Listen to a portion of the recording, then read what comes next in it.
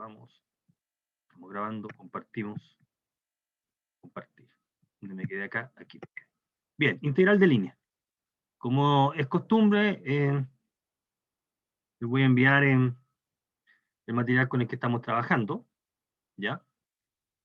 En sus versiones inicial, la versión que estamos trabajando, y probablemente vamos a mandar la versión final cuando encontremos, cuando hagamos todas las correcciones que van a ir apareciendo. ¿Ah?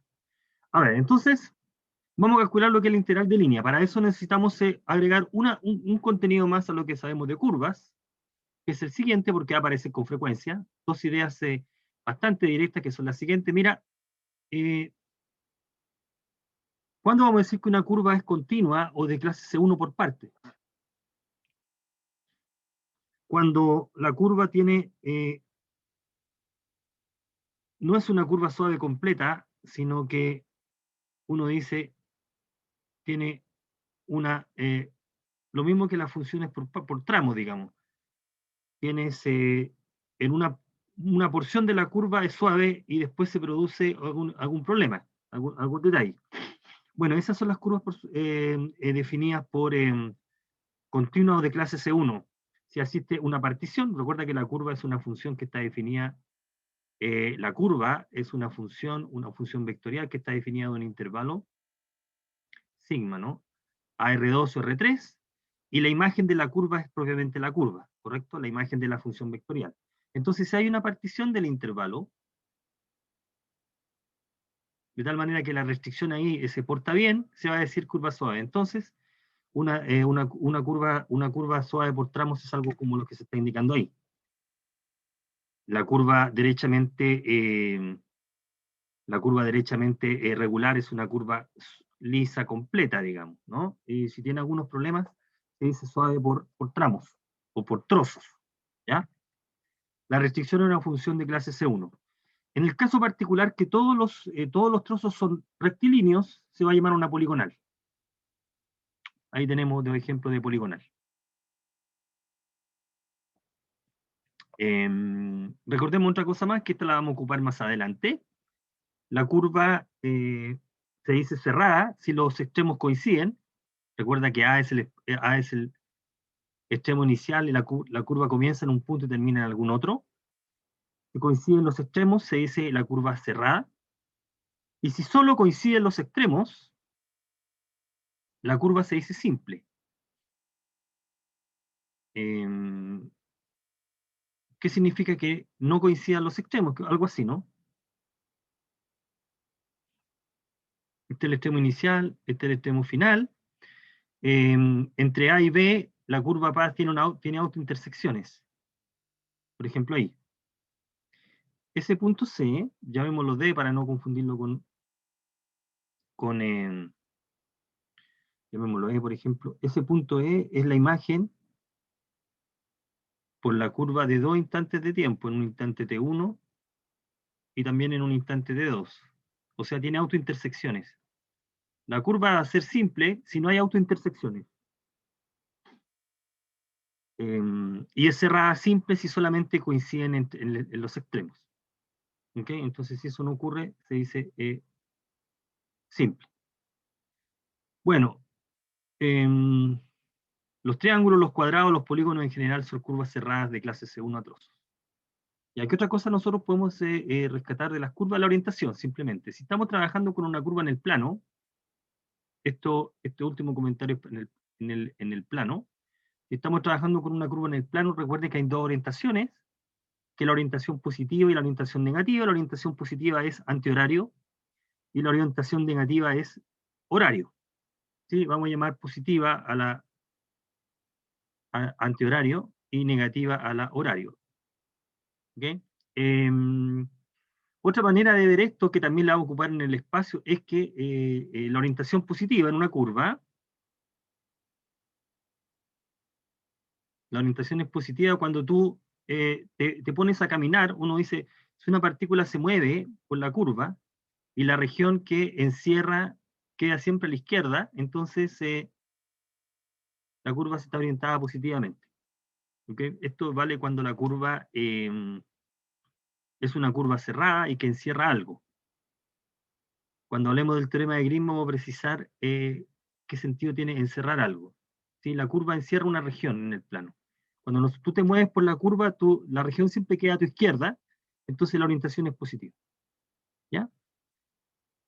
Esto lo vamos a ocupar bastante más adelante con el teorema de Green. Bueno, ¿qué otra cosa interesante es lo siguiente? Que uno puede tomar dos curvas y unirlas. La idea es bastante simple, antes de hablar de integral de línea, porque esto lo vamos a ocupar. Dice, si tú tienes una curva acá,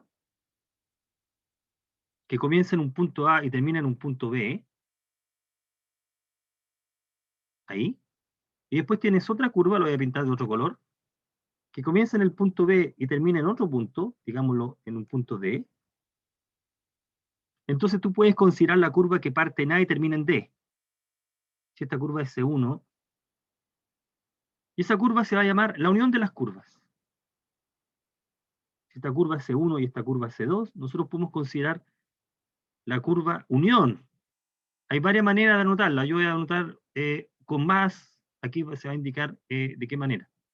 ¿Ya? O con el símbolo de unión o con otro símbolo más. Es una nueva curva que tú creas a partir de dos, pero con el requisito de que donde termina una comienza la otra.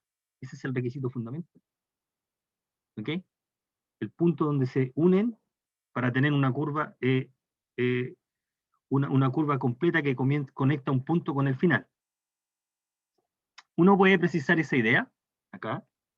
Bueno, aquí tengo, recuerda que la curva C1 es imagen de una función vectorial, ahí está, en algún intervalo, y la curva C2 es imagen de otra función, no tienen por qué ser la misma, de hecho, y el requisito que estamos pidiendo que donde termina una, fíjate que este es el valor de t con el cual termina la primera curva, y este es el valor de t con el cual empieza la segunda curva, donde termina una comienza la otra. Si eso ocurre, tú puedes considerar una curva que conecta el punto inicial de la primera con el final de la segunda, simple. ¿Ok? Es simplemente esta idea. Uno puede precisar uno puede precisar la parametrización, la fórmula que hace eso, por ejemplo, esta, la podemos precisar de esa manera. Podemos construir con esas dos funciones esta nueva función, que le vamos a llamar suma, que va de este intervalo Rn y está definida de la siguiente manera. No es extraño, la vamos a definir por tramos. Si t está en este intervalo, que valga lo de la primera curva, y si t está en este otro intervalo, que valga lo de la segunda curva, pero evaluado aquí. Fíjate que la curva sigma en A1 va a ser sigma 1 de A1, o sea, el comienzo de la curva suma va a ser el comienzo de la primera, y sigma evaluado en el punto B2 va a ser sigma 2 evaluado en B2, es decir, va a terminar donde termina la segunda curva. Entonces, esta es una parametrización de esa curva unión, ¿ok? Parametrizada de esa manera. ¿Ya? Aquí tenemos entonces, aquí podemos juntar dos curvas, con el requisito de que donde termina una comienza la segunda. ¿Ok? Entonces, y así lo podemos hacer con muchas más curvas. Podemos hacerlo con muchas más curvas. Es decir, si tengo una tercera curva, si aquí tengo una curva C1, y aquí tengo una curva C2, y aquí hay una curva C3, ¿correcto? Y donde termina una comienza la otra. Entonces puedo considerar la curva que conecta, o digámoslo así, conecta las tres curvas. Le podemos llamar C, después vamos a hablar de la notación, y le podemos decir la curva 1 más la curva 2 más la curva 3. Esa es la curva que parte en A, que tiene A punto inicial y B punto final. Para efectos de cálculo,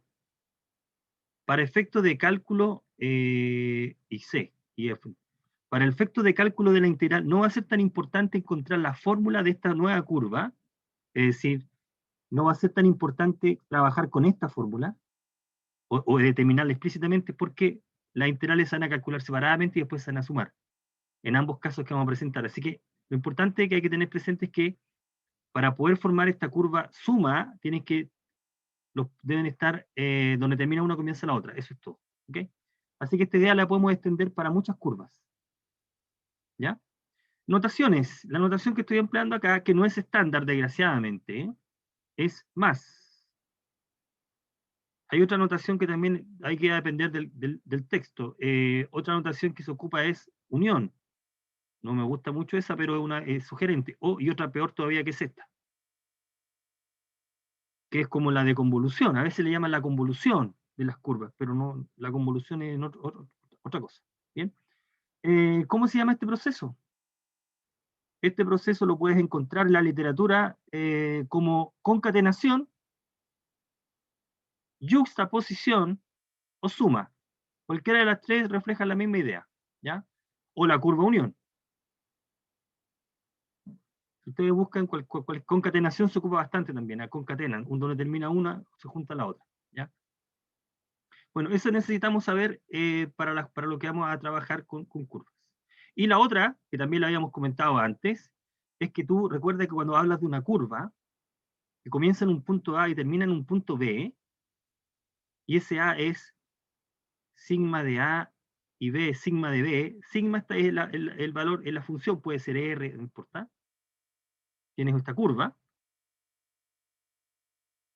La curva se está recorriendo para valores de t en el intervalo AB. Cuando t se mueve entre A y B, cuando t es un valor del parámetro que se mueve ahí, en el valor, para t igual A está en este punto, y en t igual B está en este punto, por lo tanto tú estás recorriéndola en ese sentido.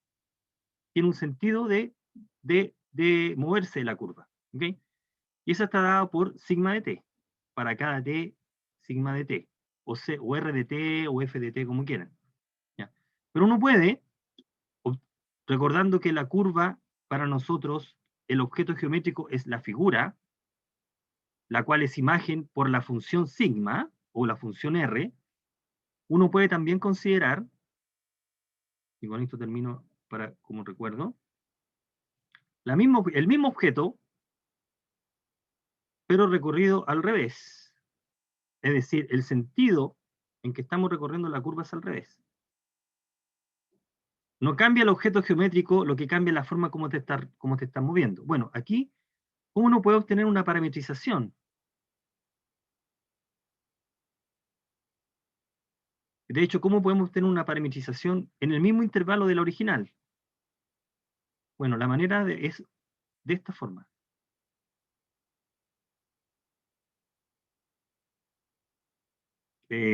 A más B menos T. Sigma de A más B menos T. Menos T. Fíjate que si cuando T es A, te queda sigma de A es sigma de B, o sea, el punto B, y cuando T es B, te queda sigma de A, o sea, el punto A. La curva es la misma, pero este es el punto inicial ahora y este es el final. Está recorriéndola de esa manera, al revés. Ya, esa curva o esa manera de parametrizar se llama el sentido opuesto. Está cambiando el sentido. O la curva inversa, o la curva opuesta. ¿Ok?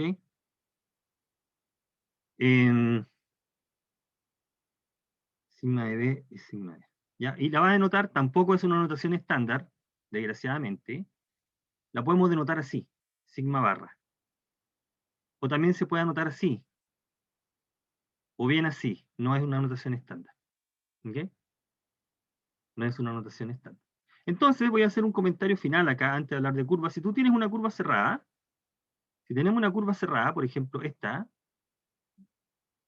es una curva cerrada que parte de un punto y termina en sí mismo, llamemos C esta curva. Entonces si nosotros escogemos esta C está dada por una parametrización, pongamos una función de dada B a R3, por ejemplo, cuya imagen es C, entonces nosotros podemos coger un punto en la curva, por ejemplo. Cojamos un valor de t, fije, valor t0 ahí. Para ese t0 nos va a dar un valor particular en la curva. Llamémoslo, este c lo voy a llamar la curva. Voy a llamarlo así, c. cursiva, por ejemplo. Voy a llamar D al punto. Este punto D es igual a sigma R de T0, en algún valor. Ahí. Entonces, fíjate, la curva se está recorriendo en este sentido, porque partes en A, te das la vuelta y llegas ahí. ¿Okay? ¿Sí? Entonces, si tú restringes el intervalo acá, fíjate que si tú consideras R1, la restricción de R al intervalo A de 0,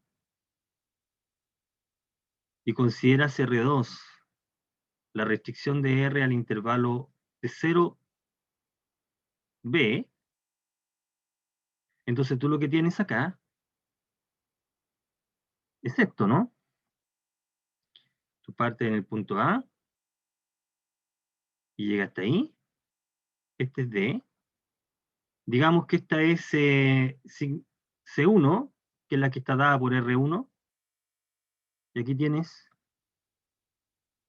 aquí, ahí, en la misma curva. ¿Eh? Es exactamente la misma curva de antes. Entonces voy a dibujarla, tratar de dibujarla igual. Hagámoslo así. Ahí. Digamos a este que es sigma 2, que está dada por la parametrización R2. Entonces la curva original se puede escribir como más C2, donde termina una comienza la otra, ¿sí? ¿Ya? Donde termina una comienza la otra. Así que la idea de unión de curvas, de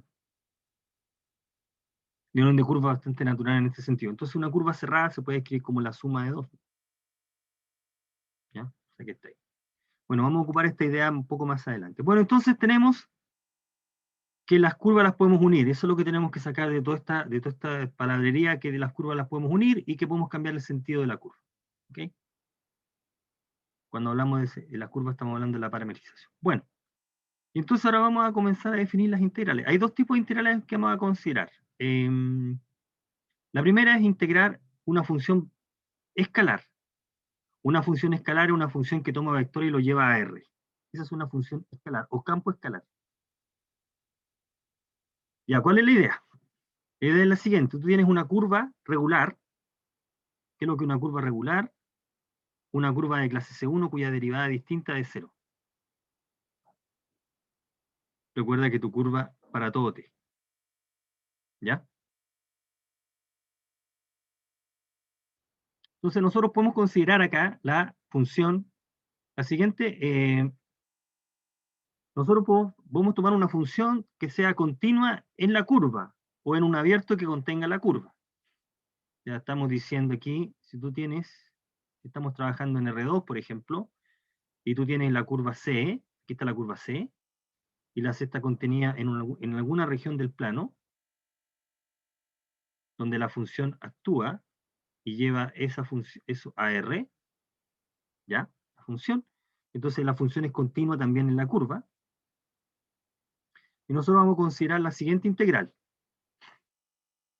Vamos a usar la palabra línea para la que viene. Vamos a hablar de la integral sobre la trayectoria de f a lo largo de la curva. Respecto a la longitud de arco se define de la siguiente manera. La integral, la primera es notación. De S, la variable S la estamos ocupando porque estamos acentuando la idea de longitud de arco. Se calcula de esta manera. Ahí. Es la integral entre A y B de la función evaluada en alfa de t. Recuerda que alfa de t tiene coordenadas, dos coordenadas o tres coordenadas, y estamos evaluando la función ahí. Esto es un número que multiplica este otro número, que es la norma de la derivada de la función, que también se puede escribir así, donde ese es la integral, ¿cierto? El parámetro longitud de arco. Esa es la integral. El cálculo, ese cálculo que está ahí es el que vamos a considerar. A ver, que otro poquito más, a ver. Ahí, es eso. volvamos a recalcar la idea, es este cálculo que estamos considerando aquí. Es la función evaluada por, es solamente el producto, la integral de Riemann ordinaria entre A y B, en el intervalo. Después vamos a ver qué mide o qué podemos hacer con esta integral. En algunos casos, si la curva es cerrada, vamos a ocupar esta notación. Este símbolo, en general, en cualquier caso, cuando nosotros tenemos una integral y tenemos un símbolo de esta manera, en la integral, eso se está indicando que se está integrando a lo largo de una curva cerrada, ya sea un campo escalar o vectorial.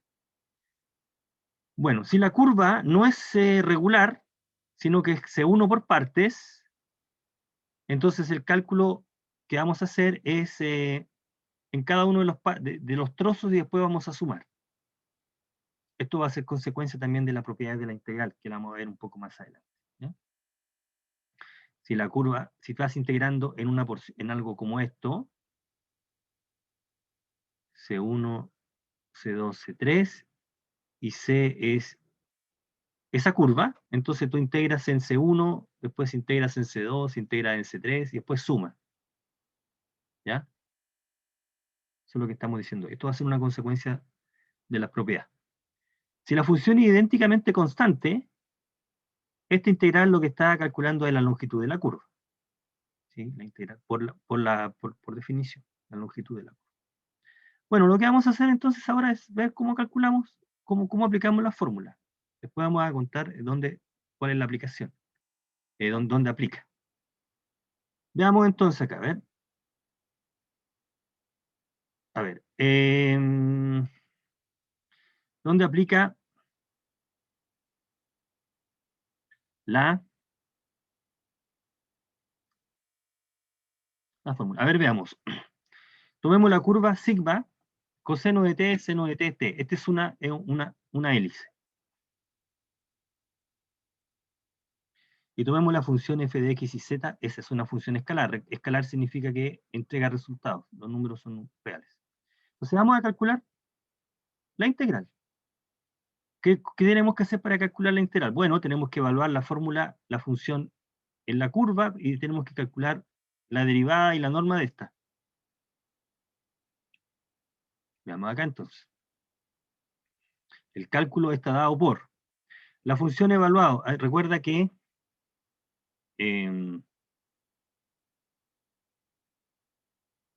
x es coseno de t y es seno de t y z es t.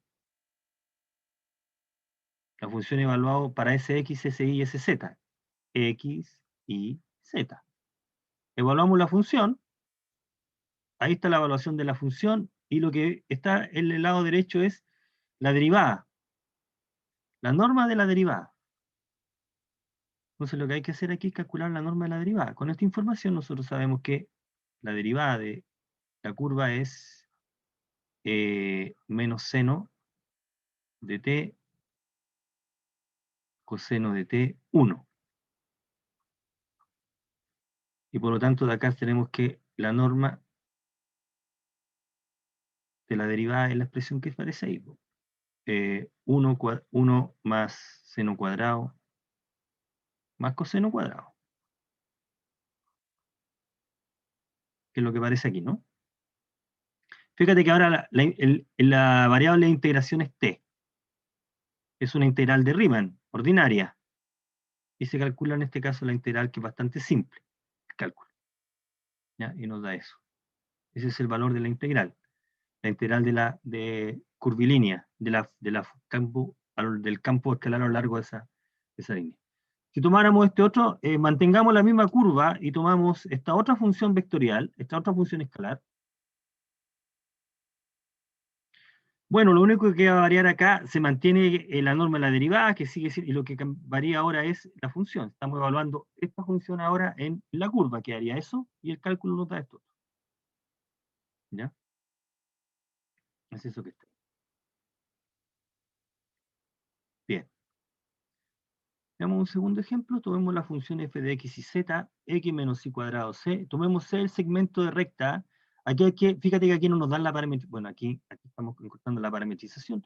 Es el segmento de recta que une el origen con el punto 1, 1, 1. Es importante, y ya lo comentamos con bastante detalle, cómo encontramos una parametrización de un segmento rectilíneo. 1, 1, 1. En general, esto lo habíamos dicho en la clase pasada, lo habíamos comentado. ¿Cómo encuentra la parametrización rectilínea? Bueno, veámoslo acá, pues eso lo habíamos comentado antes. Volvamos acá. Es uno de los ejemplos que yo marqué como importante. Ahí está el ejemplo. Aquí está. ¿Ves? Si tú tienes un punto P0 y un punto P1 en el espacio, esta es la parametrización que te permite conectar P0 con P1. ¿Ya? El parámetro se mueve entre 0 y 1. Es importante, esta parametrización mantiene el sentido, va desde el extremo inicial al final. Ahí tienen la parametrización. Está dada por esto que está. Esta es simplemente la ecuación de la recta que pasa por esos dos puntos. ¿Ah? Es la ecuación paramétrica de la recta que pasa por esos dos puntos. En este caso, la podemos volver a rehacer acá. Estamos pensando en esa línea. En ese sentido, entonces la función vectorial sería, uno dice, r de t es 1 menos t por el vector 0, 0, 0, más t veces por el vector de llega 1, 1, 1. En este caso nos va a quedar t, t, t, ya que esta parte no aporta nada, ¿no? Esto es 0. ¿Dónde se mueve el parámetro? En el intervalo 0, 1. ¿Cómo uno comprueba que lo hizo bien? Evalúa t. En t igual 0 tiene que dar el punto de salida y en t igual 1 de donde llegas. En t igual 0 estás aquí y en t igual 1 estás ahí. Esa es la parametrización, entonces. Es la parametrización natural de un segmento. Entonces, cuando es la más sencilla que vamos a considerar, y esa sería la recomendable en este caso. Conecta esos dos. Entonces, ahora con esa información, vamos a calcular la integral a lo largo de esa curva, que es la función evaluada en la curva por la derivada. La norma de la derivada, que en este caso da raíz de 3, porque la derivada es 1, 1, 1, ¿ok? Esta es la derivada, este es el vector derivada, y la norma te da raíz de 3, así que lo que sigue acá es el cálculo, la función evaluada entre 0 y 1, y ese valor es 0. Ya, la integral vale 0 en este caso. Algunas propiedades. La propiedad número 2 y 3, destaquemos rápidamente la propiedad 2 y 3. La propiedad 2 y 3 dice que si el integrando es una suma, tú puedes separar las integrales. No es extraño, porque está dada en términos de integrales de Riemann y puedes separar la integral de la suma, de los integrales. La propiedad 3 es la interesante. La 3 dice que si la curva a la cual quieres integrar es una suma, tú calculas la integral en cada uno de los sumandos, en cada una de las componentes y después sumas. Eso dice, si C es una yuxtaposición o una unión de dos curvas, C, C1 más C2, entonces lo que está diciendo es que la integral a lo largo de esta curva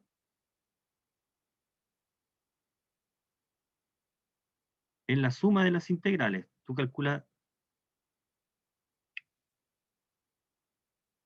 Y entonces con esta propiedad uno no tiene necesidad de encontrar la parametrización de esta curva. No hay necesidad de encontrar el R de t, la función vectorial cuya imagen es la curva, porque si quiero calcular la integral trabajo con las que ya con las correspondientes, de C1 y C2. Aun cuando podemos encontrarla explícitamente, porque acá lo comentamos, ahí está, al menos para dos curvas, No es necesario para calcular. ¿Ok? Eso es lo que estamos diciendo hoy. Esa es una propiedad bien interesante y útil. ¿Qué dice la propiedad 1? Es una propiedad un poco más profunda. Dice que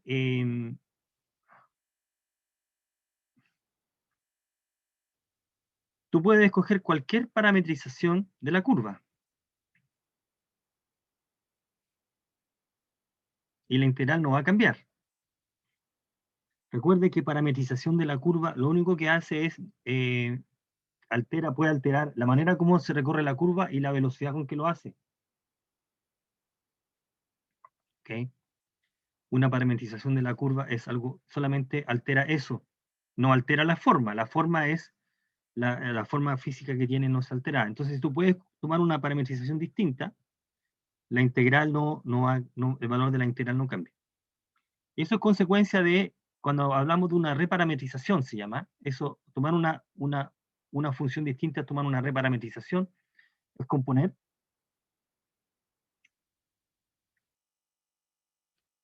Y bueno, y uno aplica la regla de la cadena y el teorema del cambio variable. La regla de la cadena, fíjate, f de beta de t por beta prima es f de alfa, por la derivada aquí. Y si uno integra en los límites correspondientes, el teorema del cambio variable dice que el valor, las integrales no cambian, así que hacerlo con alfa es lo mismo que hacerlo con beta. Cuando uno tiene donde beta es la reparametrización. Y el valor de la integral no cambia. Y tampoco independiente del sentido. ¿Eh? Beta puede ser la curva opuesta. Beta podría ser la misma curva, pero recorrida en sentido inverso y el valor de la integral no cambia. Eso es lo que está diciendo. En la otra integral sí va a cambiar, la integral de esos de campos vectoriales. Va a cambiar el sentido. Bueno, veamos un ejemplo, que es el siguiente. Mira, voy a hacer el dibujo acá porque no me dio para hacer el dibujo. El ejemplo del siguiente dice, tomemos la curva cerrada que conecta la parábola, que conecta el punto 0, 0, en el origen, conecta con el punto 1, 1, conecta esos dos puntos con ese arco de parábola, C1, y después el 1, 1 lo conecta con 0, 0 con el segmento rectilíneo. Ahí. Esta es una curva cerrada, entonces, este es C2. C, entonces, en la curva C1 más C2.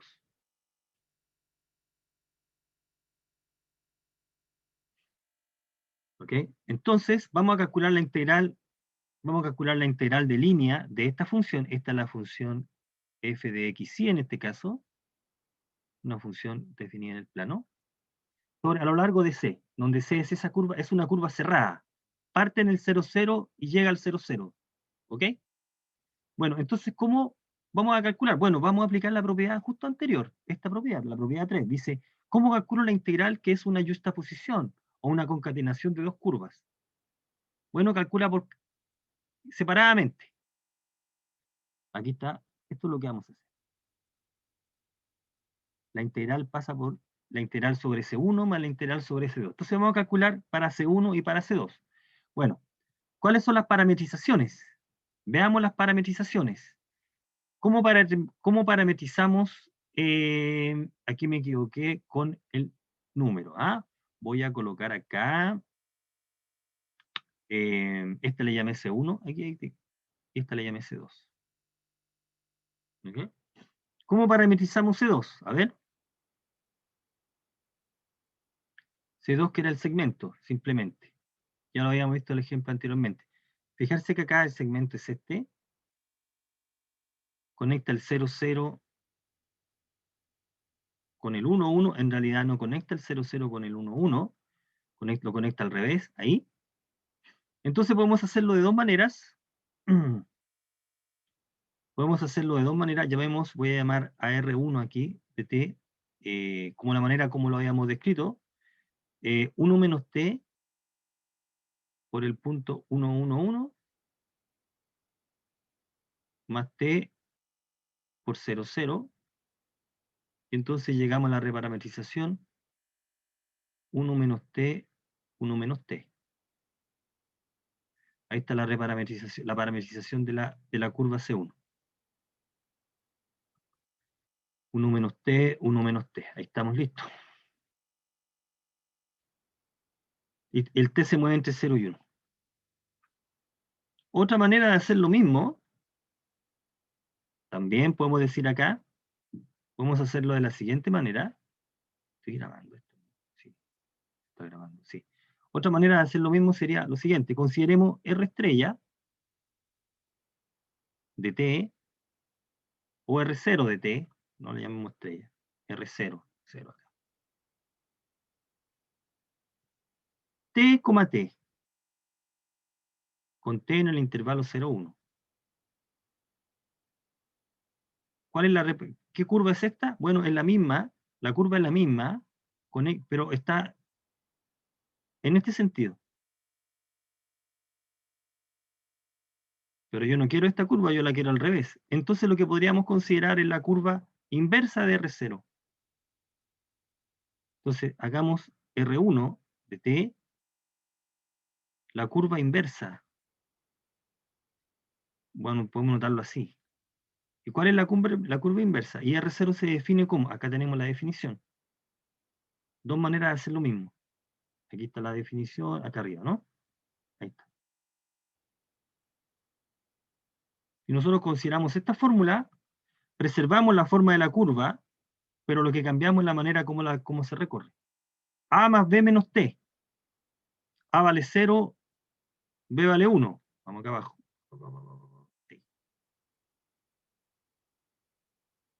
Este es R1, R0 evaluado en 0 más 1 menos T. O sea, esto es R0 evaluado en 1 menos T. Y ahora reemplazamos esto en nuestra fórmula de R0 y llegamos a la misma fórmula anterior, ¿no?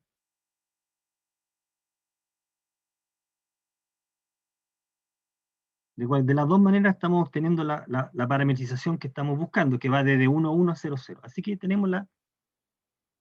vamos a parametrizar de esa manera. ¿Cómo parametrizamos el segmento de arco? El segmento de parábola, este que está ahí, en este sentido, que sería la curva C1. Bueno, aquí tenemos la ventaja de que este segmento de parábola es pedazo de gráfica, I igual f de x.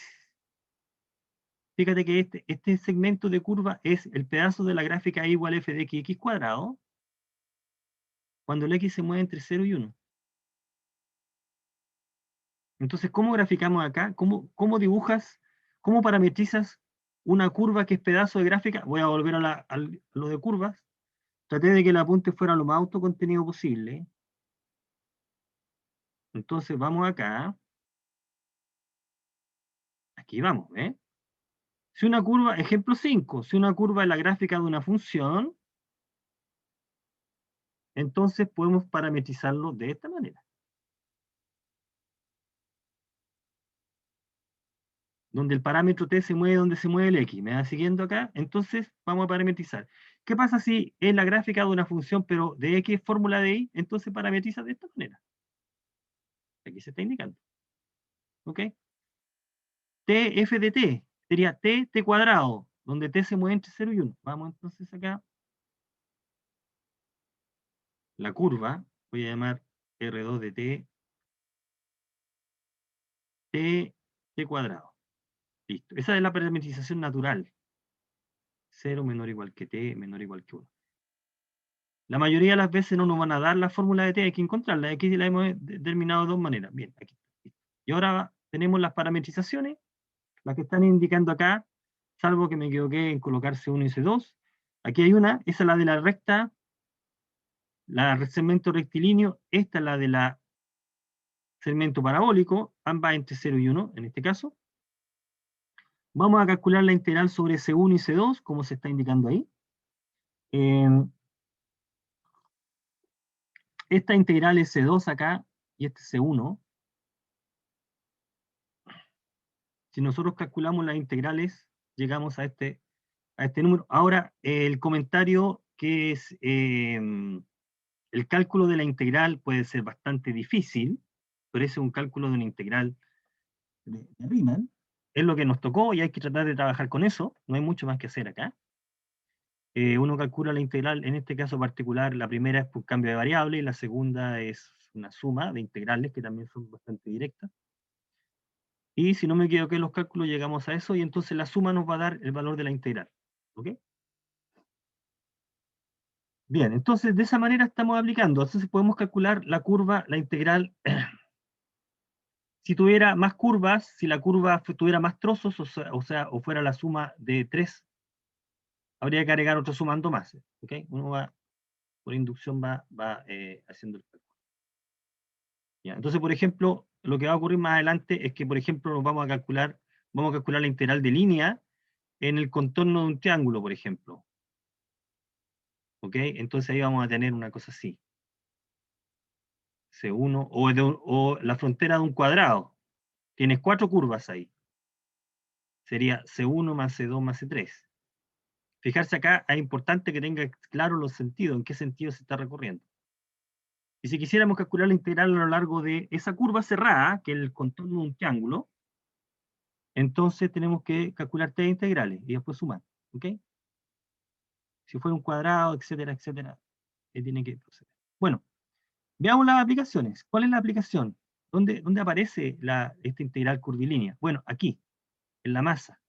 A ver, voy a hacer todas estas cosas, igual que en el caso de las aplicaciones de la integral múltiple, está escrito con detalle y con toda la justificación teórica. Lo único que voy a decir es que si tú tienes un alambre, que lo podemos parametrizar por una curva, dado por una curva, entonces uno puede calcular la masa del alambre si uno divide el alambre en varios pedacitos pequeños, pero muy pequeños, ¿sí? De tal manera que si aquí tengo una porción de alambre muy pequeña, entonces uno sabe que la masa sería la densidad partido por la longitud del arco. En este caso. Recuerda que cuando nosotros calculamos la masa de una lámina plana, la masa es la densidad partido por el área de un cuadradito. Si es la masa de un sólido, sería densidad partido por el volumen de un cubito. Y de ahí uno deduce la fórmula. Entonces uno dice la densidad en masa por, dime cuándo densidad en masa. La densidad esta es la densidad. Densidad. Por lo tanto, uno dice la masa, en la densidad uno dice delta por la longitud del arco.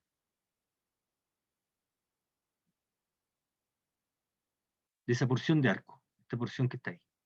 Entonces aquí vienen las suposiciones. Supongamos que la densidad depende del punto, de una función continua, que está definida en cada punto, está definida en el alambre, ¿sí? El alambre es una, ¿sí? Entonces uno dice, suponte que además uno toma el alambre de tal manera que la densidad quede concentrada en un punto, por ejemplo, que en un punto de acá está toda la densidad del alambre, esas son suposiciones físicas ahí. Entonces, uno dice la longitud del arco y uno dice la longitud, si este es PQ, son los extremos del alambre, uno puede aproximar esto por delta en un punto, digámoslo, R, suponte que está concentrado en R, estoy siendo extremadamente informal aquí, uno dice, ¿cómo aproximamos el arco por la longitud de ese segmento? Ya, y entonces esto se puede aproximar por delta R concentrado en el punto aquí aparece la longitud en algún valor, ahí, por delta T sub K, delta T. Lo que estamos diciendo acá es que, y eso lo habíamos deducido cuando hablamos de la longitud de arco, ¿cómo uno aproxima la longitud de una curva? Un arco dice, bueno, voy a aproximar por la longitud del segmento rectilíneo. ¿Ya? Entonces, la longitud de este arco lo puedo aproximar como la longitud de ese segmento. La longitud del segmento es la distancia entre los dos puntos. Y ahí aplicando el teorema de valor medio, de alguna manera queda la derivada. Esto uno pone aproximación porque hay mucho más que puede decir. Y por lo tanto, uno tiene que la masa del alambre se puede aproximar como la suma, ¿cierto?, de delta en algún punto por R', ahí delta T sub K, porque uno suma las masas de cada uno de las porciones de alambre, de los pequeños alambres. Y esto tiende, cuando n tiende al infinito, cuando todo es continuo, diferenciable, y la norma tiende a cero, a esta integral. Entre A y B, de delta, ¿cierto?, evaluado por este número, que es la derivada, es la integral de Riemann, es la suma de Riemann de estos números. O sea, esto es la integral sobre la curva de la función de densidad. ¿Ok? Por lo tanto, la masa del alambre se puede calcular como esa integral de línea. ¿Ya? Todo este cálculo está con detalle, está bastante más ordenado, pero esta es la idea. Entonces, la masa se puede calcular de esa forma. Ahí está la masa. La masa entonces se puede calcular como la integral de línea de la función densidad, de la densidad en el punto. Groseramente, ¿ya? La masa se calcula así. Y teniendo la masa uno puede calcular los momentos, el centro de masa, las coordenadas del centro de masa, calculando los respectivos momentos. Aquí es muy parecido a lo que se hizo en el caso de una lámina y en el caso de un sólido en el espacio. Tenemos los primeros momentos y tenemos las coordenadas del centro de masa. Además aparecen los momentos de inercia que se están indicando ahí, con los correspondientes significados. Entonces lo que podemos hacer acá es calcular el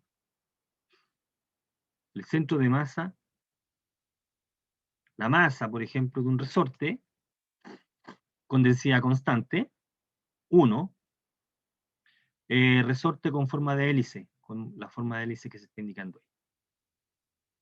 Y también el momento de inercia respecto al eje Z, o sea, el I sub Z. También. Entonces el cálculo pasa por allá la integral, entonces hay que calcular la integral de 1 de Z, de S. O sea, en este caso es la longitud del resorte, la longitud de arco. ¿Ok?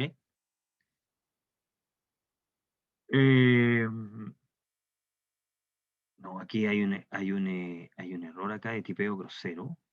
R' de T, no, esta cosa. No. Aquí es menos 4, seno de 4t, no sé por qué puse ese número, es 4 coseno de 4t, 1. Esa es la derivada de la curva, ¿ok? Que tiene norma raíz de 17. Hay 2pi, me faltó colocar 2pi aquí. Hay una 2 de tipeo. Entonces, la masa de la hélice está dada por la integral, o sea, de la longitud de arco de la curva, que es esto, en las correspondientes unidades, ¿no?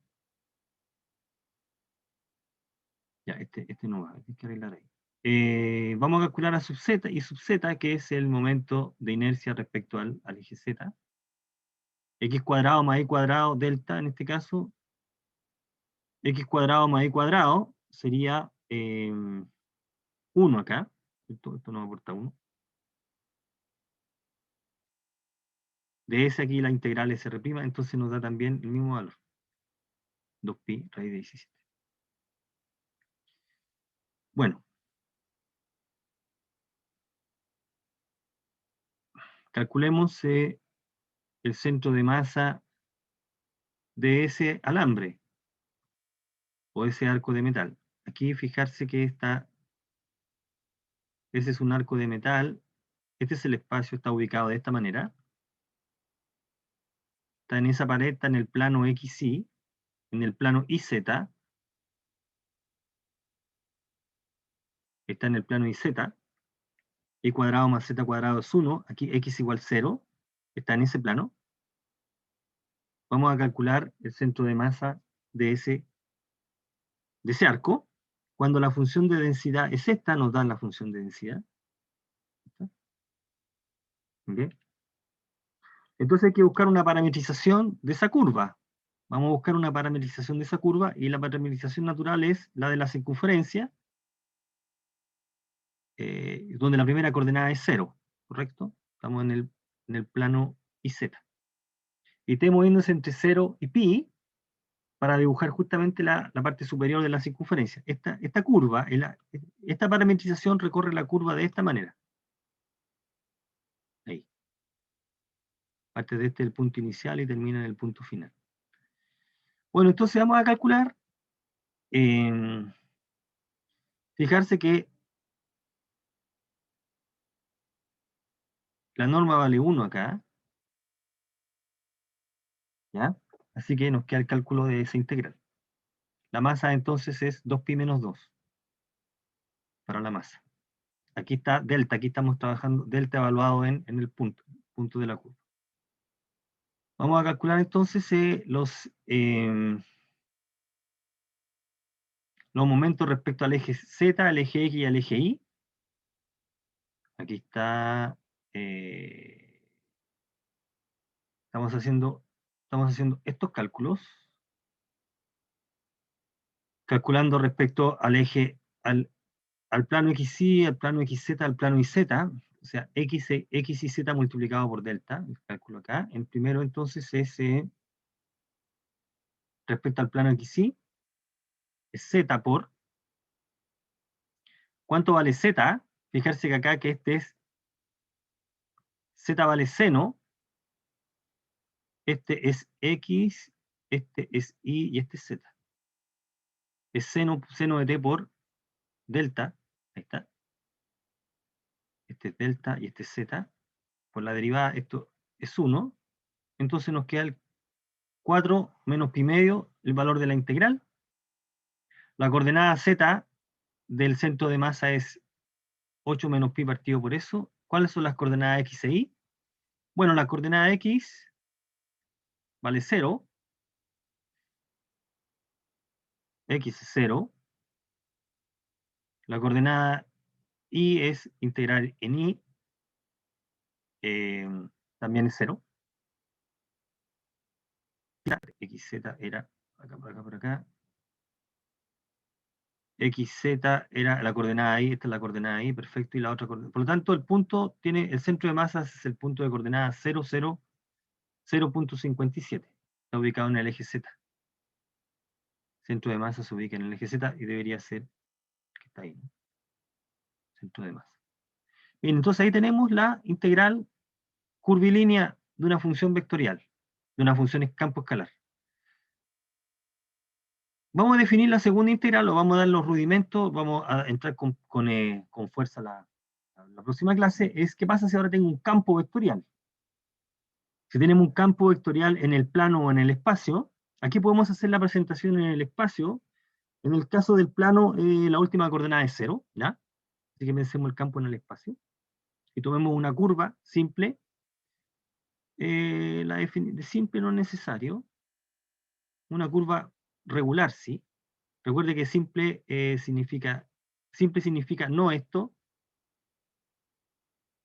¿ok? No tiene autointersecciones, no es necesario esto, autointersección.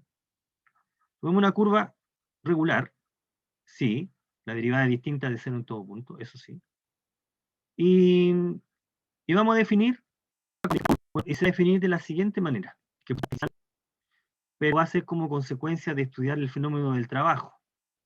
¿Ya? Cuando uno estudia el trabajo que realiza una fuerza cuando se mueve una partícula, aparece en este contexto natural la definición. Bueno, pero realmente se toma el campo, probarlo en la curva RT. R de t tiene coordenadas X de t, Y de t y Z de t. ¿correcto? Vamos a tomar la función, el campo escalar se evalúa en esos puntos, nos va a dar un vector, y ese vector se hace producto punto, se hace producto interno con el vector derivada de la curva. Producto punto. Esa es variable t, una función real que se integra entre a y b. La integral de línea está dada por ese, entonces se calcula de esa manera. En el caso que la curva es cerrada, se ocupa la notación. Uno acostumbra a colocar la notación es f.dr. En notación esta, pero es que uno pone punto para acentuar la idea de que hay un producto punto dando vuelta, que es el producto.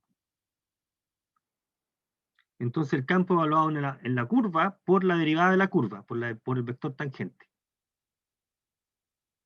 Listo. De esa manera no calcula la integral.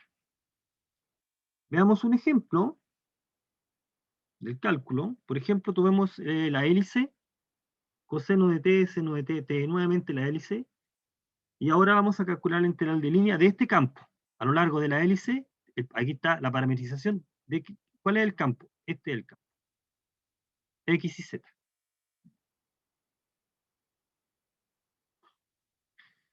Bueno, ¿qué necesitamos para calcular? Necesitamos calcular el vector velocidad o el vector derivada, que sería R', ahí está el cálculo de R', menos seno coseno 1, y la función, el campo evaluado en el vector R de t, que es coseno, seno y t, que es X, es la identidad. Entonces la integral entre 0 y 2pi, luego aquí sería, faltó colocar la integral sobre c de f de r, es igual. Y el producto punto, uno hace el producto punto de estos dos vectores, en el integrando nos queda esto, y entonces la integral vale esto. Cuando veamos la aplicación vamos a ver qué es lo que está midiendo esta integral. ¿Okay? 2pi. Termino con unas observaciones acá, y retomamos desde acá la próxima clase, que son las siguientes. La primera es que la función podría estar solamente definida en la curva. Esta expresión tiene sentido si la función f de t está definida en la curva. Podría, en general uno toma definida en un abierto. De hecho, la función podría estar definida en un abierto que contiene la curva. Un abierto U. Continua, basta que sea continua la función vectorial, campo vectorial es continuo, y si está definida solo en la curva tiene sentido la integral, no se necesita nada más. Si la curva es C1 es de clase C1 a trozos, también podemos definir la integral, y el cálculo de la integral ocurre lo mismo que en el caso de la integral de campo escalar. Uno calcula en cada trozo y después suma. Ya, aquí voy a agregar eso. Vamos a agregar eso para que... Y otra consideración bien interesante acá, que es la siguiente, vamos a retomar desde acá, que es una cosa de notación. ¿Ok? Notación. Si el campo, o sea, tiene estas funciones componentes, entonces la integral de línea también se puede escribir así. Esta es una notación. Y muy usada. ¿Ok? En la que está en el lado derecho. Muy usada la notación. Entonces, por ejemplo, es una cosa, notación. En el ejemplo, podemos calcular esta notación.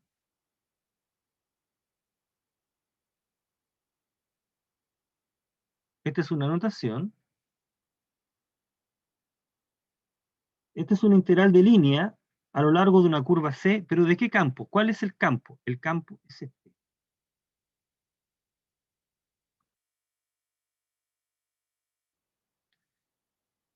X y Z es X y Z. ¿Okay? Es una notación. O sea, esto es lo mismo. Escribir esto es lo mismo que escribir esto. Incluso puedo medir hasta el producto punto ahí. ¿Dónde? Con este campo. Campo vectorial. A lo largo de alguna curva.